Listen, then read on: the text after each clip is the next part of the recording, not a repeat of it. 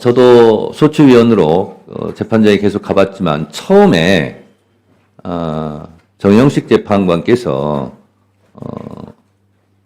그 윤석열 측 법률 대리인한테 얘기한 걸로 제가 기억하는데 무엇보다 우선적으로 신속하게 윤석열 대통령 이 탄핵 심판을 먼저 하겠다라는 취지로 말씀을 하셨는데 그것과는 지금 결이 다르게 가고 있지 않습니까?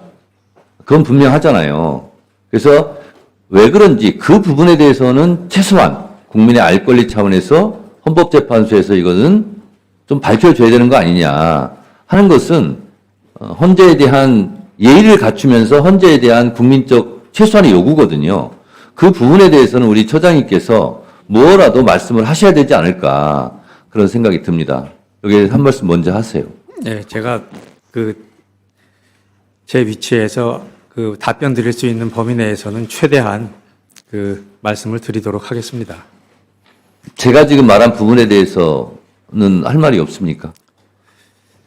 최우선 말씀이네요. 네네. 그것은 지금 심리 과정을 다 지켜보셔서 아시겠지만 사건 심리할 만한 사항이 상당히 많은 사건이었기 때문에 그런 의미에서 신속하게 하신다고 말씀하신 걸로 이해를 하고 있습니다. 그러나 이제 선고 여부는 심리 결과 탄핵 사건이 한 가지 사건만 있었던 것이 아니고 여러 가지 사건이 같이 진행이 되는 상황이었기 때문에 진행되는 과정에서 재판부에서 여러 가지 사정을 종합을 해서 지금 현재와 같은 상황에 이른 것으로 그렇게 이해를 하고 있습니다. 좀 답답하신 부분도 있으시겠지만 그러한 사정을 좀 살펴주시면 감사하겠습니다. 법사위원장이 국회법 49조에 따라 사무처장한테 또 한 말씀 드리겠습니다. 서부지법 폭동 사태가 있었을 때 대법원에서 거기에 대한 규탄 입장을 냈거든요. 예. 그건 당연한 거 아닙니까? 마찬가지로 헌법재판소에서 판결한 내용을 이행하지 않고 있는 부분에 대해서는 명확하게 이행하라고 입장을 내는 거예요. 그건 헌재 판결에 대한 테러거든요. 그렇지 않습니까? 그래서 그것은 여야를 떠나서 헌법재판소로서 존재 이유인 거거든요. 위헌 판결을 냈으면 거기에 따라서 이행하라라고 입장을 갖고 있어야 되는 거예요. 그런 점에서 그 점은 이런저런 정치적 고려 없이 헌재에서 답변해야 된다 이렇게 보고 있습니다. 어렵지만 예를 들면 민주적 절차적 정당성이 확보되어 있는 선출직 공무원, 특히 대통령을 파면하는 문제는 법과 원칙이 가장 큰 무기거든요. 그래서 정치적으로 헌재 재판관들이 흔들리면 안 된다 하는 것이 헌법학자들의 의견 주장 아닙니까? 마찬가지로 헌법재판소는 누가 뭐라 해도 헌법재판소에서 위헌 판결을 했다, 어떤 판결을 했다, 그걸 지키지 않고 있다. 그러면 헌법재판소법 67조에 따라서 지켜라 라고 이런 공개된 장소에서 밝혀야 된다고 저는 생각합니다. 처장님. 그렇지 않습니까? 위원장님 말씀 제가 이해를 하겠습니다. 네. 민감한 부분은 예. 답변하기 곤란한 부분은 그렇다 할지라도 적어도 헌재에 대해서 뭐 공격하거나 헌재에 대한 판결에 대한 테러나 아니면 이런 부분에 대해서는 명확하게 그것은 해 주시는 것이 그건 헌재의 존재 이유고 당연한 일이라고 생각합니다. 헌재 결정에 잘 따라달라는 말씀 좀 하셔야죠. 총장님께서 이 자리에서 국회 법사위에 참석하셨으면 출석을 하셨으면 헌재 결정을 존중해 주십시오라는 말씀을 왜 못 하십니까? 자, 본인도 질의를 다 마치셨기 때문에 저도 잠깐 토론 시간을 갖도록 하겠습니다. 헌재 처장님 잘 들어주시기 바랍니다. 역사는 직진하지도 않지만 결코 후퇴하지도 않습니다. 정권은 짧고 국민은 영원합니다. 정권과 국민이 싸우면 끝내 국민이 이깁니다. 이것이 민주주의의 승리이고 그 역사적 결과물이 오늘의 헌법이라고 생각합니다. 자랑스러운 대한민국 헌법은 군부 독재는 안 된다. 라는 것이고, 그리고 민주주의를 해치는 그 어떤 적으로부터도 헌법이 보호해야 된다. 라는 것이 지금의 헌법의 기본 정신 아닌가 생각합니다. 그런 면에서 국민의 기본권 보장을 맨 앞부분에 적시하고 있습니다. 우리나라 헌법이 항상 자랑스러웠던 것은 아닙니다. 헌법이 헌법의 적을 보호한 적도 영구 독재를 합리화한 수단으로 헌법이 악용되기도 했습니다. 발췌 개헌, 4.4 오입 개헌, 유신 헌법, 국보위 헌법 등 헌법의 적과 동침했던 헌법의 부끄러운 모습도 있습니다.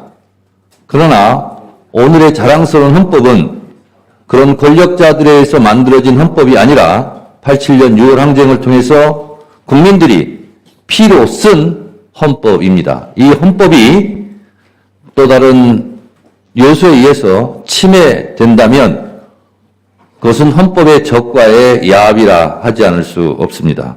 그런 면에서 헌법재판소가 헌법수호의 최후 보루로서의 역할을 다해 주십사 말씀드리고, 오늘 우리가 혹시 헌법재판소가 블랙아웃되어서 혹시 국가가 재앙 상태에 이르는, 국가가 파멸의 지경에 이르는 그런 것을 막고자 국가 파멸 방지법이라는 이름으로 오늘 우리가 진지하게 토론했습니다. 지금 국민들은 탄식하고 아우성치고 그리고 완전히 멘붕이 되어서 국민들의 흘리는 눈물을 그 어떤 걸로 받아내기가 어려운 상태가 됩니다. 사업하시는 분들은 환율 급등으로 절망하고 있고, 식당에 손님은 들지 않아서 식당 주인들은 파리채를 부여잡고 난망해하고 있습니다. 이런 현실을 헌법재판소 재판관들께서 또 직시해야 된다고 생각합니다. 헌법재판관도 하나의 국민이고 이러한 서민들의 절규와 눈물을 외면하면 안 된다라고 생각합니다. 대한민국 헌법 86조, 87조는 현역 군인은 국무총리를 할 수 없고 국무위원도 될 수 없다라고 규정하고 있습니다. 왜 그렇습니까? 영구집권, 군사독재, 이 지긋지긋한 권력의 비정상을 끊어내고자 우리 헌법은 그것을 명시하고 있습니다. 77조는 비상계엄은 전시나 준전시 비상 사태에서 합법적으로 해라 라고 엄격하게 제한 규정하고 있고, 형법 87조, 88조, 89조, 90조, 91조 내란의 죄에서는 어떠한 누구도 헌법과 법률에 의한 절차에 의하지 않고 헌법과 법률을 정지시켜서는 안 된다. 헌법기관을 강압에 의해서 전복 또는 기능을 소멸시켜서는 안 된다. 그것은 내란이다. 그것은 대통령도 예외가 아니다. 라고 규정하고 있습니다. 이 엄연한 반헌법적 행태, 팩트가 전 국민이 생중계를 지켜본 그 가운데에서 지금 많은 국민들이 걱정하고 있습니다. 파면이 아니면 파멸이다라는 위기감도 증폭되고 있습니다. 헌법재판소를 둘러싼 국론 분열과 그리고 국가적 소모가 너무나 극심하기에 더 이상은 선고를 미룰 수 없다. 더 이상은 버티기도 어렵고 더 이상 그래서는 안 된다. 더 이상은 회복이 불능하다라는 국민들의 절규를 헌법재판소 우리 처장께서 재판관들께 잘 전달해 주시기 바랍니다. 헌법재판소도 국민 위에 헌법 위에 있을 수 없습니다. 이 점을 잘 전달해 주시기 바랍니다. 네, 우려사항을 잘 전달하도록 하겠습니다. 네, 고맙습니다. 의원님들의 질의는 다 마쳤고 법안 소위 일정도 있기 때문에 이것으로 토론을 종결하도록 하겠습니다. 더 이상 토론하실 의원님이 안 계시면 토론을 종결하겠습니다. 시간상 불가능합니다. 예. 예. 네. 아니. 그럼 또 해야 되니까요. 지금 끝나고 바로 해야 되니까요. 자, 토론 종결하도록 하겠습니다. 양해해 주시겠습니까? 네. 그러면 보다 심도 있는 심사를 위해 의사일정 제1항 및 2항을 법안심사 제1소위원회로 회부하고자 하는데 이의 없으십니까? 이가 없으시므로 가결되었음을 선포합니다.